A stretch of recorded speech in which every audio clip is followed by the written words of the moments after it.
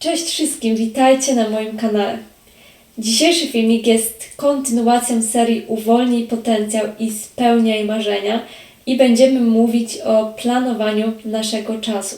Zapoczątkowałam tę serię dlatego, ponieważ myślę, że odpowiednie nastawienie i odpowiedni mindset to jest połowa sukcesu. Ja wiem, że może nam się wydawać, że wystarczy grać codziennie przez wiele godzin i rezultat będzie niesamowity, osiągniemy wszystkie nasze cele i tak dalej, ale czasami to, co nas powstrzymuje przed dobrym graniem, przed postępem, to są jakieś nasze wewnętrzne blokady, negatywne przekonania, myśli i tak dalej.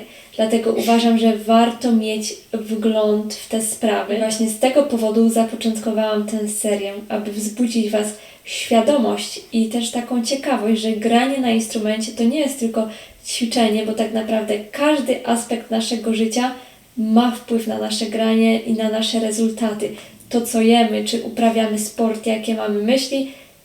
I o tym tutaj wszystkim będziemy sobie sukcesywnie mówić, ale dzisiaj o planowaniu. Odkryłam, że najbardziej efektywna jestem wtedy, gdy wiem z wyprzedzeniem, co mam do zrobienia, jakie są moje cele, a realizacja poszczególnych zadań sprawia mi naprawdę dużo satysfakcji, ponieważ wcześniej moje ćwiczenie nie miało żadnych ram i prowadziło to tylko i wyłącznie do frustracji, do niezadowolenia, do takiego ciągłego poczucia niedosytu. Dzięki planowaniu nasze ćwiczenie ma ramy, wiemy, gdzie zmierzamy, jakie są dokładnie punkty kontrolne, gdzie możemy się zatrzymać i zobaczyć, gdzie teraz jesteśmy, co już zrobiliśmy, co mamy do zrobienia. I pomaga to zachować taki spokój, czysty umysł, zadowolenie i satysfakcję. Od czego zacząć? Najlepiej od ogółu, czyli od planu rocznego. Ja zawsze 1 stycznia siadam i zapisuję sobie, co chciałabym zrobić tego roku, jakie są moje cele, jakie są moje plany.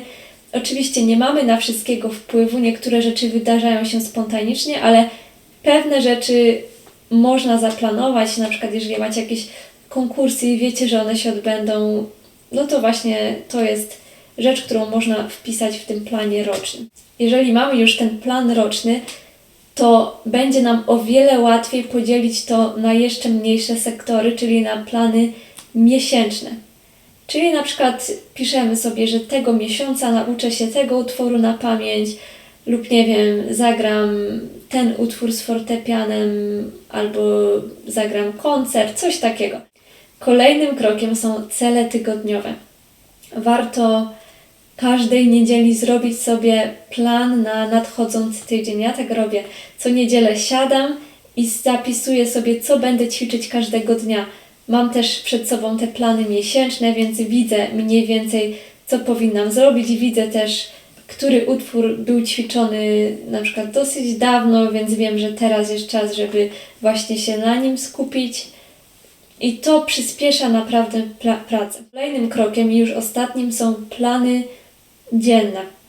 Polecam usiąść wieczorem i zrobić sobie taki plan na kolejny dzień, mniej więcej w których godzinach mam zamiar ćwiczyć, co dokładnie będę ćwiczyć, bo dzięki temu to wszystko po prostu idzie szybciej i nie tracimy czasu na zbędne zastanawianie się i takie bujanie w obłokach, tylko po prostu jest to wszystko bardziej konkretne i doprecyzowane. Bardzo ważną rzeczą i też czasami ciężką do zrealizowania jest, aby nie dać się zwariować, zachować zdrowy rozsądek i nie popaść w taką manię kontrolowania, że wszystko musi być zgodnie z planem, że od tej do tej ćwiczę, od tej do tej coś. Ja byłam w takim punkcie w moim życiu, gdzie naprawdę wszystko planowałam. Od tej do tej godziny obiad, od tej do tej drzemka, wtedy ćwiczenie i zupełnie nie słuchałam mojego ciała, mimo że byłam zmęczona i mogłabym położyć się na drzemkę wcześniej, ale w moim planie było, że teraz akurat mam ćwiczyć, więc